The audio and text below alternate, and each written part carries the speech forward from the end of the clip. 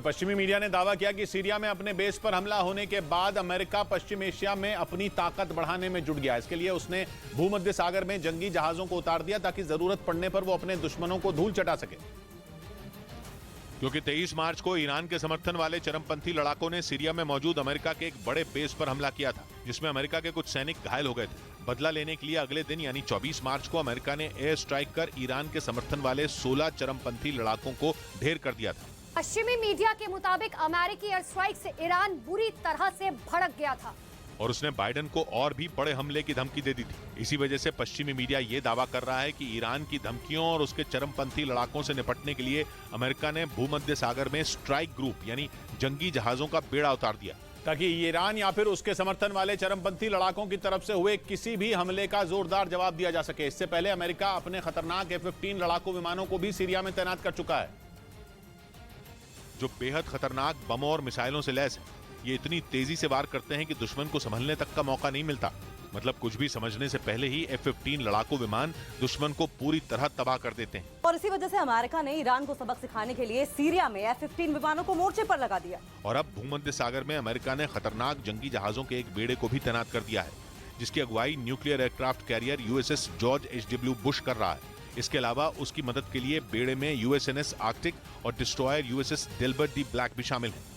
क्योंकि ईरान के समर्थन वाले चरमपंथी लड़ाकों पर अमेरिकी एयर स्ट्राइक के बाद से ही यह माना जा रहा है कि सीरिया में ईरान और अमेरिका के बीच जंग छिड़ चुकी है। यही नहीं, ईरान सीरिया में मौजूद अमेरिकी ठिकानों पर मिसाइल हमले की धमकी तक दे चुका है।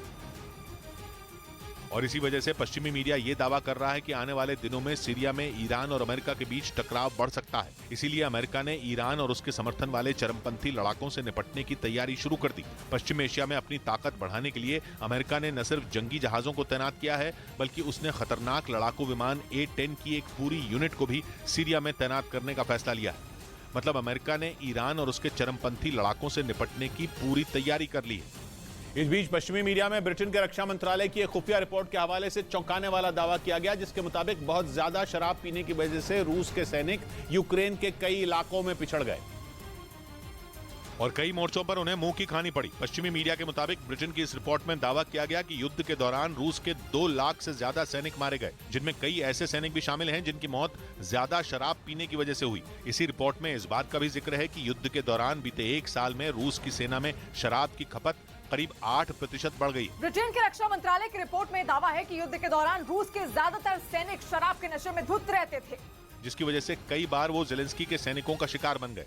उधर रूस के मीडिया ने दावा किया कि यूक्रेन के वोलेदार में पिछड़ने से बौखलाए पुतिन ने अपने टॉप कमांडर जनरल रुस्तम मुरादव को बर्खास्त कर दिया। यूक्रेन ने के डोनेस्क प्रांत में मौजूद इस शहर पर कब्जा करने के लिए पिछले कई महीनों से जेलेंस्की और पुतिन की सेना के बीच जंग छिड़ी है। लेकिन पश्चिमी मीडिया का दावा है कि यूक्रेन के जोरदार पलटवार से वोलेदार में पुतिन की सेना को पीछे हटना पड़ा है, जबकि कुछ रोज पहले तक रूस ये दावा कर रहा था कि शहर के ज्यादातर हिस्सों पर उसका कब्जा हो चुका है और कुछ ही घंटों के अंदर पूरा वोलेदार शहर उसके कंट्रोल में होगा, जिससे पुतिन का गुस्सा 7वें आसमान पर पहुंच गया। द मॉस्को टाइम्स की एक रिपोर्ट के मुताबिक वोलेदार में पिछड़ने से नाराज पुतिन ने अपने टॉप कमांडर जनरल रुस्तम मुरादव को बर्खास्त कर दिया, जिन्हें पुतिन ने वोलेदार जीतने का जिम्मा सौंपा था। इधर दिल्ली के आजादपुर रेलवे स्टेशन पर कुछ बदमाशों ने 2 लोगों पर चाकू से हमला कर दिया। इस घटना में एक आदमी की मौत हो गई, जबकि दूसरा आदमी बुरी तरह घायल हो गया, जिसे अस्पताल में भर्ती कराया गया। घटना की जानकारी मिलने के बाद पुलिस पहुंच गई। फर्दर इन्वेस्टिगेशन कर रहे, देख रहे हैं इसमें क्या है। पुलिस ने केस दर्ज कर लिया और मामले की जांच में जुट गई। उधर दक्षिण अमेरिका के देश अर्जेंटीना में प्रदर्शनकारियों को शांत कराने के लिए पहुंचे वहां के सुरक्षा मंत्री पर लोगों ने हमला कर दिया। इस घटना का एक वीडियो भी सामने आया, जिसमें अर्जेंटीना की राजधानी ब्यूनस आयर्स के सुरक्षा मंत्री सर्खियो बर्नी सैकड़ों लोगों की भीड़ के बीच घिरे नजर आए। प्रदर्शनकारियों की धक्का मुक्की के बीच मंत्री के सुरक्षा कर्मी उन्हें बचाने की कोशिश करते दिखे, लेकिन इसी दौरान एक प्रदर्शनकारी ने उछलकर सर्खियो बर्नी के चेहरे पर जोरदार घूंसा जड़ दिया। गुस्साए प्रदर्शनकारियों ने मंत्री की ओर पत्थर भी फेंके। यह हंगामा काफी देर तक चलता रहा। हालांकि बाद में सुरक्षा कर्मियों ने कड़ी मशक्कत के बाद मंत्री को वहां से सुरक्षित बाहर निकाल लिया। जानकारी के मुताबिक अर्जेंटीना की राजधानी ब्यूनस आयर्स में कुछ बस ड्राइवरों ने अपने साथी की हत्या के विरोध में एक सड़क को बंद कर दिया था, जिसके बाद वहां के सुरक्षा मंत्री सर्खियो बर्नी उन प्रदर्शनकारियों से बात करने के लिए पहुंचे थे। इस बीच आतंकवाद के खिलाफ भारत और सऊदी अरब के बीच एक ऐतिहासिक समझौता हुआ। यह समझौता भारत की खुफिया एजेंसी रॉ यानी रिसर्च एंड एनालिसिस विंग और सऊदी अरब के बीच हुआ। माना जा रहा है कि इस डील से पाकिस्तान की नींद उड़ जाएगी। क्योंकि अब सऊदी अरब भारत की खुफिया एजेंसी रॉ के साथ मिलकर आतंकवाद की कमर तोड़ने का काम करेगा। यानी सऊदी अरब आतंकवाद के खिलाफ लड़ाई में भारत का एक अहम साथी बन जाएगा, क्योंकि रॉ और सऊदी अरब के बीच आतंकवाद से लड़ाई पर एक ऐतिहासिक समझौता हुआ है, जिसके मुताबिक सऊदी अरब की सुरक्षा एजेंसी भारतीय खुफिया एजेंसी के साथ मिलकर काम करेगी और दोनों आतंकी घटनाओं और उसकी फंडिंग पर लगाम लगाएंगे। कुछ रोज पहले भारत और सऊदी अरब के बीच हुई इस डील को वहां की कैबिनेट की मंजूरी भी मिल गई, जिसके बाद ये माना जा रहा है कि पाकिस्तान की नींद उड़नी तय है। क्योंकि आतंकवाद के मुद्दे पर पाकिस्तान कई बार दुनिया के सामने बेनकाब हो चुका है। भारत ने कई बार अंतर्राष्ट्रीय मंचों पर भी यह साबित किया है कि आतंकी संगठन पाकिस्तान में बैठकर न सिर्फ साजिश रचते हैं बल्कि हमलों को भी अंजाम देते हैं। और इसी वजह से कई बार दुनिया भर में पाकिस्तान की भद्द पिट चुकी है, लेकिन इस बार उसे बहुत तगड़ा झटका लगा है, क्योंकि उसका दोस्त सऊदी अरब आतंक के खिलाफ लड़ाई में भारत के साथ खड़ा हो गया, जिसकी तरफ पाकिस्तान बड़ी उम्मीद भरी नजरों से देख रहा था। और वो ऐसा मान रहा था कि सऊदी अरब उसे भारी भरकम रकम देकर दिवालिया होने से बचा लेगा। हालांकि सऊदी अरब ने पैसे देने से इनकार करके तब भी पाकिस्तान को झटका दिया था, लेकिन अब आतंक के मुद्दे पर भारत के साथ आकर उसने पाकिस्तान के होश उड़ा दिए, क्योंकि दोनों देश मिलकर जब भी आतंकवाद के खिलाफ कोई बड़ा कदम उठाएंगे तो पाकिस्तान में छिपे आतंकी उनके निशाने पर होंगे और भारत के साथ साथ सऊदी अरब भी अब आतंकवाद पर पाकिस्तान की पोल खोलेगा।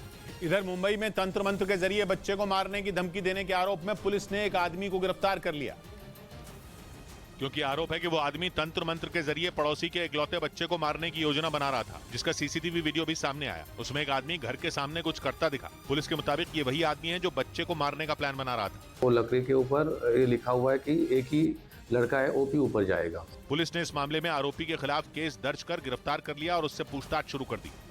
उधर पश्चिमी मीडिया के मुताबिक रूस की फौज ने यूक्रेन के ओडेसा शहर में बड़े पैमाने पर ड्रोन अटैक किए। दावा है कि रूस के ड्रोन हमले वहां पूरी रात जारी रहे और इन हमलों में ओडेसा के बंदरगाह को भी निशाना बनाया गया। पश्चिमी मीडिया के मुताबिक रूस की फौज ने काला सागर के किनारे पर बसे यूक्रेन के ओडेसा शहर पर एक के बाद एक 17 ड्रोन लॉन्च किए। हालांकि यूक्रेन के रक्षा मंत्रालय ने दावा किया कि रूसी ड्रोन के ओडेसा की सरहद में दाखिल होते ही उनके एयर डिफेंस सिस्टम एक्टिव हो गए और उन्होंने रूस के 17 में 14 ड्रोन को हवा में ही तबाह कर दिया। लेकिन इसी दौरान रूस का एक ड्रोन ओडेसा की एक इमारत से टकरा गया, जिससे इमारत में आग लग गई। हालांकि दमकल कर्मियों ने वक्त रहते आग पर काबू पा लिया, जिसकी वजह से इस घटना में कोई भी घायल नहीं हुआ। इस बीच यूक्रेन में पुतिन के कब्जे वाले मेलिटोपोल में रूस के एक अधिकारी की कार में धमाका हो गया। इस विस्फोट में वो बुरी तरह घायल हो गए और उनकी कार के परखचे उड़ गए, जिसका एक वीडियो रूस की ओर से जारी किया गया, जिसमें सड़क पर काफी दूर तक मलबा बिखरा नजर आया और विस्फोट की वजह से कार के दरवाजे टूटे दिखे। बताया गया कि धमाका इतना तेज था कि इसकी आवाज काफी दूर तक सुनाई दी, जिसके बाद रूस की जांच एजेंसी के लोग वहां पहुंचे और पुतिन के करीबी अधिकारी मक्सिम जुब्रेव को गंभीर हालत में अस्पताल भेजा। थोड़ी देर बाद इस धमाके की जिम्मेदारी मेलिटोपोल में यूक्रेन की सेना के साथ मिलकर काम करने वाले एक संगठन ने ली। बीते 3 दिन में पुतिन के करीबियों पर हुआ ये दूसरा बड़ा हमला था, क्योंकि 2 दिन पहले सेंट पीटर्सबर्ग जैसे रूस के दूसरे सबसे बड़े शहर में एक कैफे में बम ब्लास्ट हुआ था, जिसमें पुतिन का समर्थन करने वाले रूस के जाने माने मिलिट्री ब्लॉगर वादलेन ततार्स्की की मौत हो गई।